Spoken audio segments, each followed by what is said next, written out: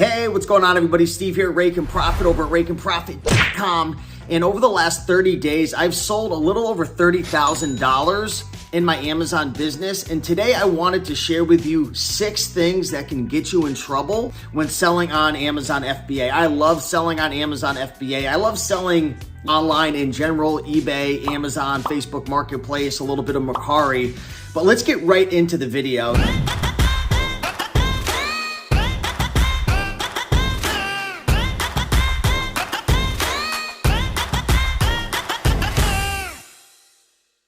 So the first thing that you want to make sure you definitely don't do is ignoring IP complaints. These are intellectual property complaints. In a nutshell, brands will actually report you to Amazon to kick you off their listing. Now, I'm not going to dive deep in terms of how to avoid these because that'll be a whole nother video. You can do some research on your own, but I'll make another video about that. But just know if you ever do receive an intellectual property complaint, you want to make sure to address it either with a plan of action or to appeal it. There's a lot of different ways that you can go about this, but do not ignore these because over the long haul, Amazon could penalize you. I actually had a friend who was ignoring them for the longest time and he realized, why isn't Amazon paying me? They owed him like, I don't know, it was like $20,000 or $30,000.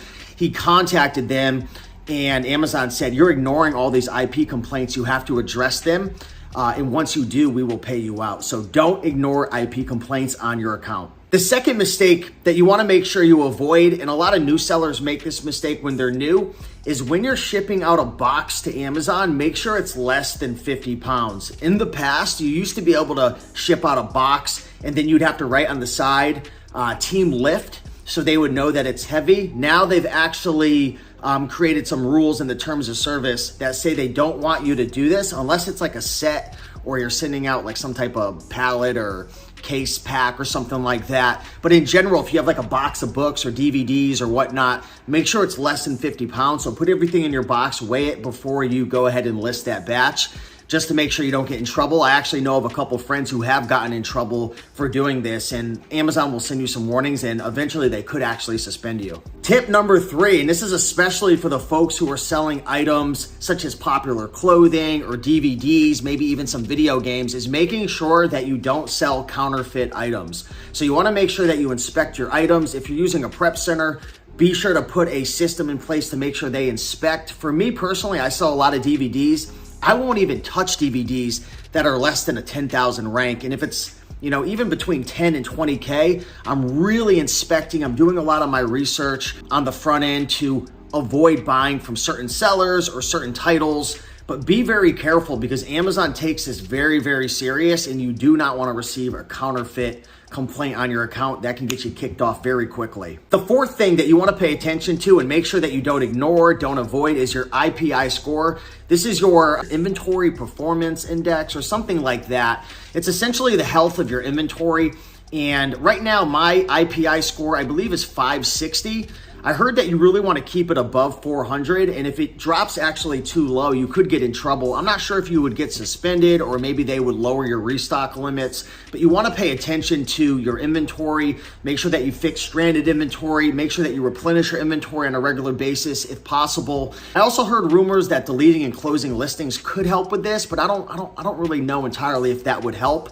But definitely do some research. If you don't know what your IPI score is, look into that, because if it gets too low as well, I think you'll be held back or penalized a little bit in terms of how many items you could sell or if you could sell during the holiday season, Q4, which, as you know, is going to be the biggest time of year to drive sales. So pay attention to your IPI score. Mistake number 5, and the 5th thing that you definitely don't want to avoid or ignore that can get you in trouble selling on Amazon, is if you're prepping your items with polybag or you're stretch wrapping it, make sure that your poly bag has a suffocation warning on it, or you can get yourself a suffocation warning sticker and slap that on there. It's just one of those things. I don't know if I've ever heard of anybody getting in trouble with it, but it is, obviously a safety measure. And I would imagine you could get in trouble if you don't have one of these. So it's only a couple pennies per item. Get yourself a poly bag with a suffocation warning or a sticker to keep your account safe. And last but not least, ignoring your messages from customers. So if a customer asks you a question about an item in your Amazon FBA inventory, like, hey, does this item include this or that, or maybe they're asking, hey, can I bundle this with another item? A lot of times you can just hit the button, no response needed, or you can just direct them to Amazon if you're using FBA, because sometimes they ask crazy questions that I just don't know. Like if you're selling a used item and they're asking like, how's the condition of XYZ, and you don't have it on you anymore, you don't really know. So just make sure you reply in one form or another, either by just replying with a comment saying, hey, you have to talk to Amazon, this is at the FBA center, or by just hitting the button, no response needed. You have to make sure to respond in one form or another. I have heard of people getting in trouble by having their metrics get a little too low in terms of response time. In general, you don't really have to deal with customer service or anything like that, but I would say for me, I'm selling around 30,000 a month, selling, almost close to 900 items a month.